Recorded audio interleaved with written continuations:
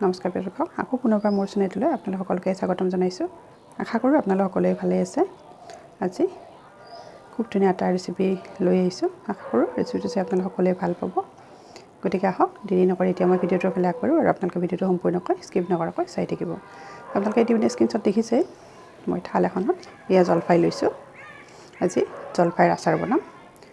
সকলোৱে বনায়, সকলোৰে বনোৱা পদ্ধতি বেলেগ বেলেগ নহয় জানো, কিন্তু মইনো কেনেকৈ বনাওঁ আপোনালোকে ভিডিঅ'টো চাই থাকিব। এই জলফাইখিনি প্ৰথমতে মই ধুই ইয়াৰ পৰা পানীখিনি আঁতৰ কৰি লৈছোঁ। এয়া চাওক, ইয়াতে পানী নাই। আৰু জলফাইত দিয়াৰ কাৰণে মই এয়া মছলা লৈছোঁ। মছলাখিনি কৰি দিওঁ। এয়া গোটা ধনিয়া লৈছোঁ, এয়া চপ লৈছোঁ আৰু শুকান জলকীয়া কেইটামান লৈছোঁ। এয়া মই ৰ'দত শুকাই থোৱা ঘৰত। আৰু তেজপাত লৈছোঁ, এয়া গোটা জিৰা, এয়া ক'লা জিৰা। এইখিনি মছলা মই ইয়াতে দি দিম।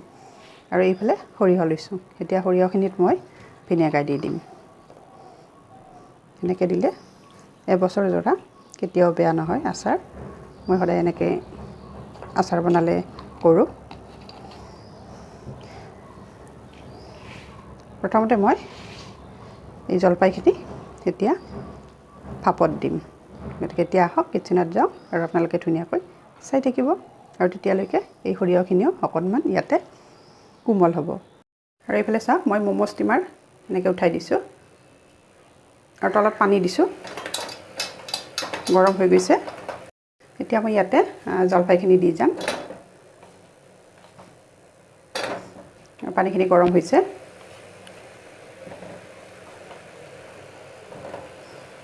এনেকুৱা পদ্ধতিত বনালে আচাৰ কেতিয়াও বেয়া নহয় আৰু ৰ'দত নিদিলেও হয়।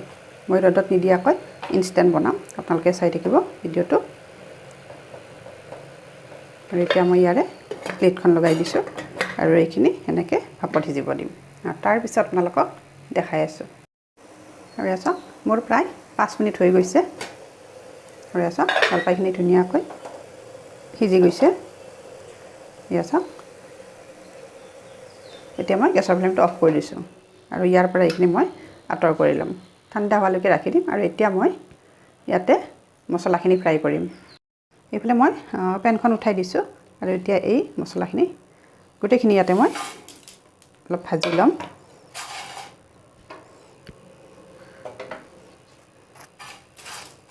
বেছি সময় নহয়, অকণমান সময় এনেকৈ ভাজি তাৰপিছত এইখিনি মই ধুনীয়াকৈ গুড়ি কৰি ল'ম মিক্সি জাৰত। আৰু এইফালে সৰিয়হখিনি এটা ধুনীয়া পেষ্ট বনাই ল'ম জলফাইখিনি ঠাণ্ডা হোৱালৈকে।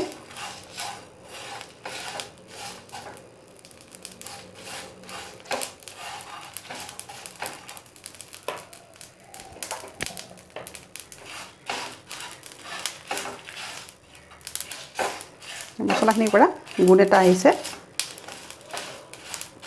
এইখিনি হৈ গৈছে। পেনখনৰ যিখিনি গৰম, এই গৰমখিনিতে এইখিনি আৰু হৈ যাব। মই গেছৰ ফ্লেমটো অফ কৰি দিছোঁ। এইখিনিয়ে ভাজিব লাগিব, ইয়াতকৈ বেছি ভাজিব নালাগে। অকণমান ঠাণ্ডা হোৱাৰ পিছত মই গ্ৰাইণ্ড কৰি ল'ম মিক্সি জাৰত।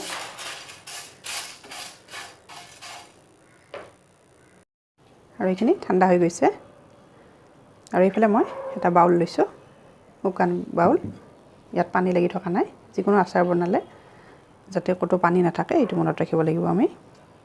আৰু এনেকৈ এতিয়া মই মাজেৰে এনেকৈ দি যাম। তেতিয়া মছলাখিনি ভিতৰত সোমাই যায় আৰু খাবলৈ খুব সোৱাদ লগা হয়। আপোনালোকে ইচ্ছা কৰিলে ইয়াৰ ভিতৰৰ গুটিটো ওলাই দিব পাৰে, কিন্তু মই নাই দিয়া। মই আজি এনেকৈ দিছোঁ আৰু এনেকৈ খাই ভাল লাগে।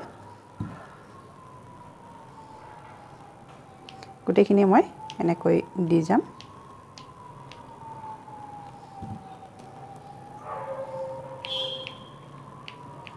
আপোনালোকে যিসকলে এতিয়ালৈকে আচাৰ বনাই পোৱা নাই, কিটচেনত ন শিকাৰো মোৰ ভিডিঅ'টো চাই খুব ধুনীয়াকৈ বনাব পাৰিব।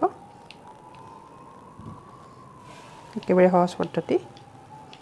এনেকৈ যিকোনো আচাৰ বনালে এবছৰ জোৰা থ'লেও বেয়া নহয়।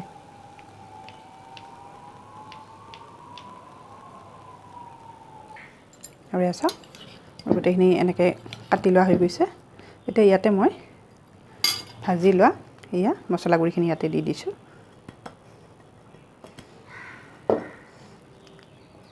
নিমখো দি দিছোঁ। সৰিয়হখিনিও পেষ্টটো ইয়াতে দি দিছোঁ মই সৰিয়হখিনি একেবাৰে চফ্ট কৰা নাই যিহেতু আচাৰত দিম অকণমান মোটা কৰি ৰাখিছোঁ এতিয়া ভাল লাগে প্ৰথমতে এইখিনি মই গোটেইখিনি এনেকৈ সানি ল'ম ভালকৈ খুব ধুনীয়া এটা গোন্ধ আহিছে মছলাখিনি দিয়াৰ লগে লগে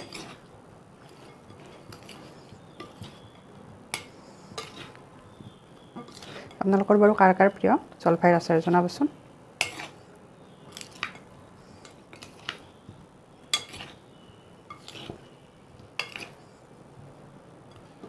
এতিয়া মই কিটচেনত যাম আকৌ তেলখিনি গৰম কৰি ল'ম এতিয়া এইখিনি ইয়াতে ৰাখি দিছোঁ তেলখিনি গৰম কৰি ইয়াতে মই দি দিম আৰু এইফালে মই পেনখন উঠাই দিছোঁ গৰম হৈছে পেনখন এতিয়া মই মিঠাতেল দি দিছোঁ ইয়াতে গেছৰ ফ্লেমটো হাই কৰি দিছোঁ আৰু এয়া তেলখিনি একেবাৰে গৰম হৈছে মিঠাতেলৰ যিটো কেঁচা গুণটো নাইকিয়া হৈছে আৰু এইফালে মই গেছৰ ফ্লেমটো এতিয়া অফ কৰি দিছোঁ এয়া ইমান গৰম হৈছে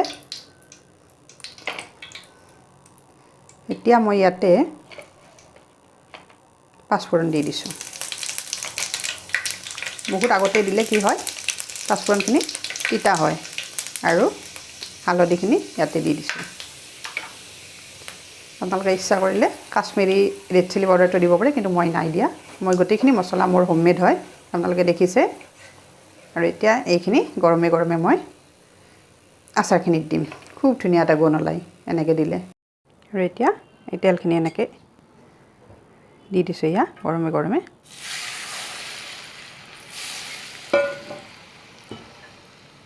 প্ৰথমতে অকণমান লৰাই দিছোঁ আৰু তাৰপিছত সেইখিনিও দি দিম খুব ধুনীয়া এটা গোন্ধ আহিছে তেলখিনি দিয়াৰ লগে লগে একেবাৰে নাকত লাগি গৈছে এয়া চাওক আৰু এইখিনি এতিয়া ইয়াতে দি দিছোঁ গোটেইখিনি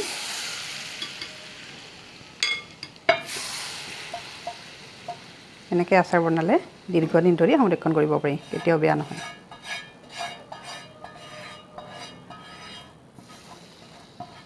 ৰ'দত দিয়াৰ কোনো দৰকাৰ নাই এবছৰ ধুনীয়াকৈ থাকিব চাওক কালাৰটো কিমান ধুনীয়া আহিছে ইয়াত ব্যৱহাৰ কৰা গোটেইখিনি মছলা মোৰ হোমমেড হয় আপোনালোকে দেখিছে